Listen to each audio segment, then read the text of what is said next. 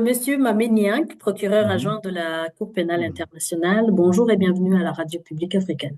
Bonjour. Sentare mpuzamakungu mpanavyaha yaratanguje amatohoza ku Burundi muri gitugutu 2017. Inyuma y'imyaka indwi CPI igejejehe ayo matohoza. Avec cette enquête. En fait, nous avons commencé cette enquête. Nk'uko mubivuze twaratanguje ayo matohoza kandi ariko aratera imbere nubwo hatabuze intambamyi.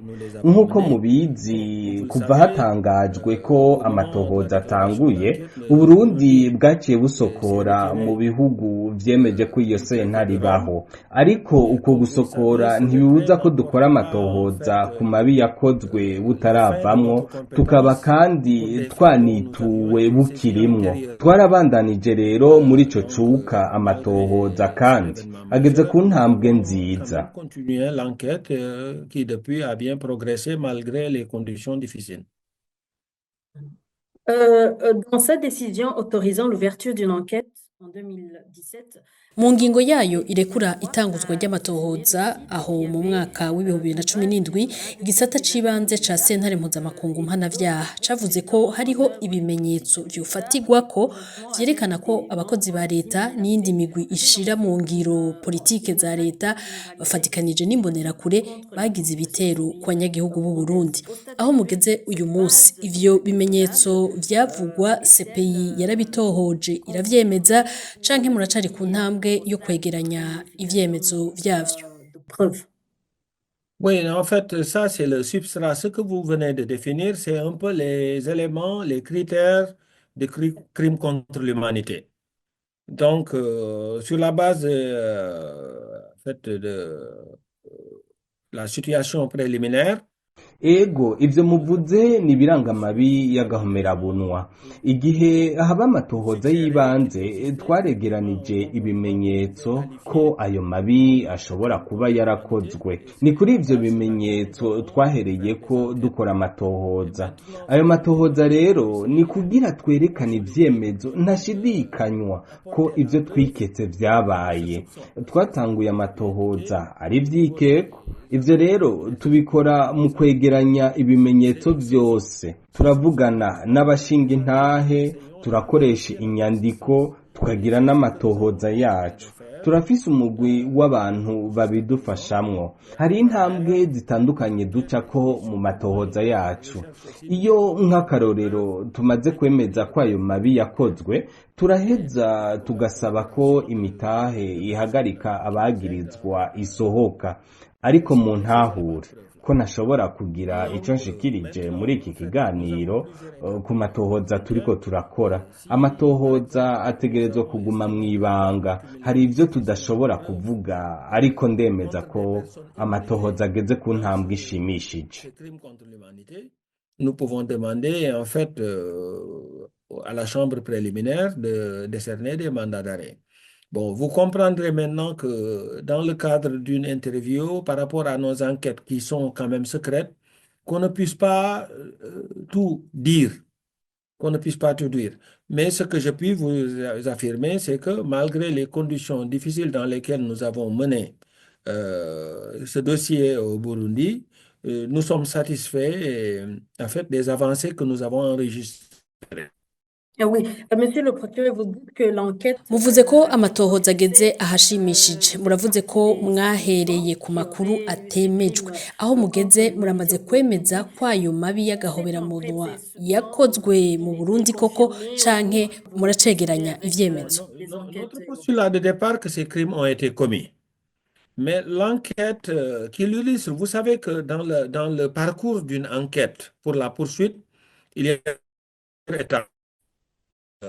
Nous identifions aussi les personnes que nous pensons avoir été responsables que nous donnons. Kuva dutangura amatohoza twafata ko ayo mabi yakozwe, ariko amatohoza afise intambwe acako. Turavuga n'abantu tubona bobazwa ayo mabi, tugasaba ko imitahe ibahagarika isohoka. Twemeza rero ko ayo mabi yabaye bamaze gufatwa, kuko nabo bariregura. Ivyo navyo bishoboka iyo abo bantu bamaze guhagarikwa gusa. Abacamanza bamaze kwemeranya natwe ko ivyo tubarega bifise ifatiro, kuko biva mu kwikekwa, ukerekana ibimenyetso ko ayo mabi yakozwe, ibimenyetso bisigura uruhara rw'abo bantu. Ibimenyetso dutanze basanze bifise ishingiro, niho rero tuca tuja ku ntambwe yo kwemeza ko ayo mabi yabaye canke atabaye. Abacamanza nibo badutatura.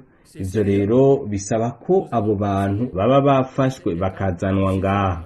Birashoboka ko n'urubanza ruba abagirizwa badahari, ariko bisaba ko babimenyeshwa. Nk'uko nabivuze, ntidushobora gutanga amakuru yose mw'idonido, kuko imitahe ishobora gusohoka ikaguma mw'ibanga, igahabwa gusa ibihugu bishobora kudufasha guhagarika abantu. Bamaze guhagarikwa niho duheza tukabivuga. Bisigura ko dufise aho tutarenga mu kuvuga aho igikorwa turimwo kigeze. Gusa turavye aho twatanguriye, twarateye intambwe nini cane.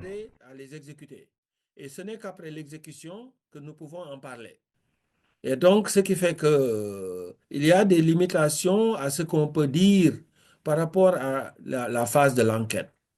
Oui, Mais oui. encore une fois, je vous dis que de la phase de soupçon initiale de laquelle on est parti en 2017, nous avons bien progressé.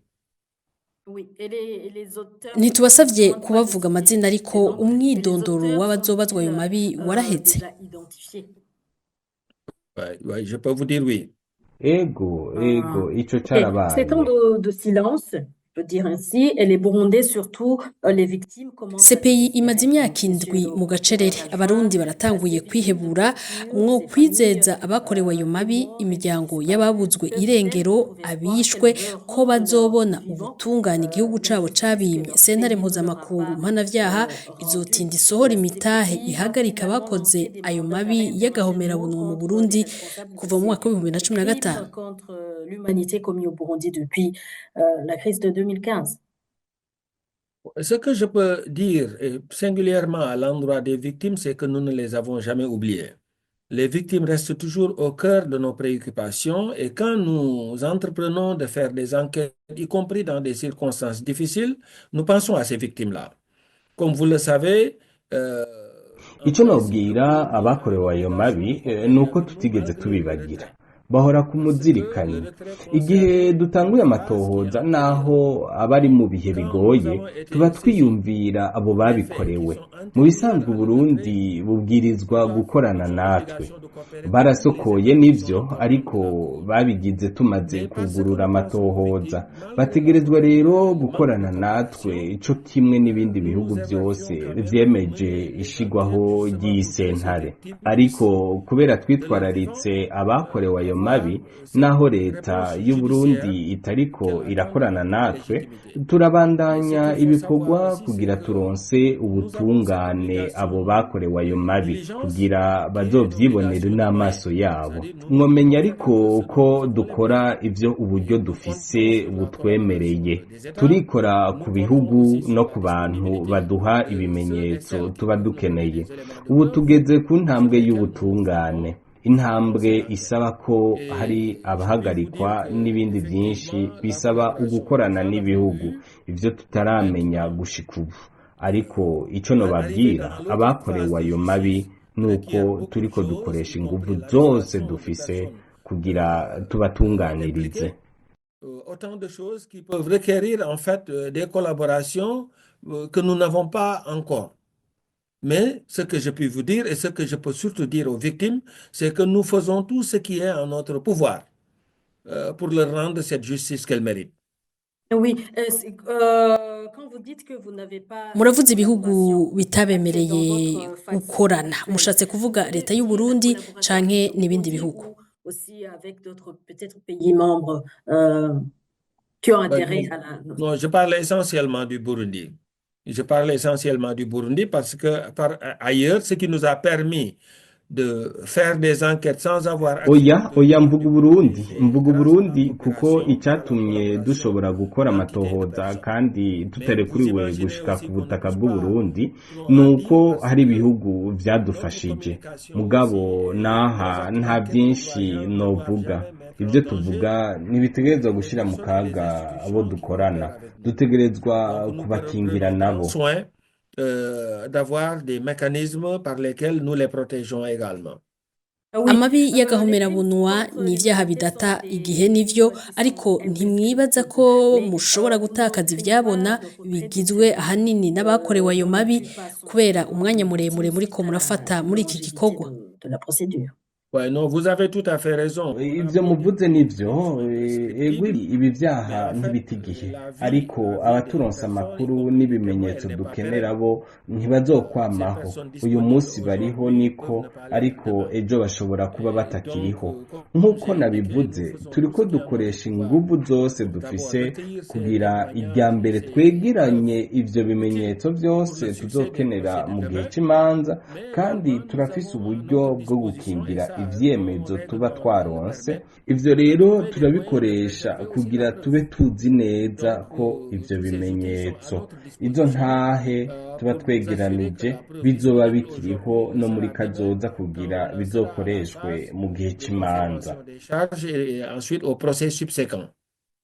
Ok. L'enquête dure déjà 7 ans. Amatohoza amaze imyaka indwi, abarundi abantu bose barabira hanze ivyo mukora babona atantambwe, ariko hari aho tubona CPI yakoze vyihuta, ndavuga nk'Uburusiya. CPI mwaramaze gusohora imitahe, Israel uko kuko, kubera ko Burundi n'amatohoza agoye gusumba. CPI ntizohava ibonwa nk'idatunganiriza kumwe abantu.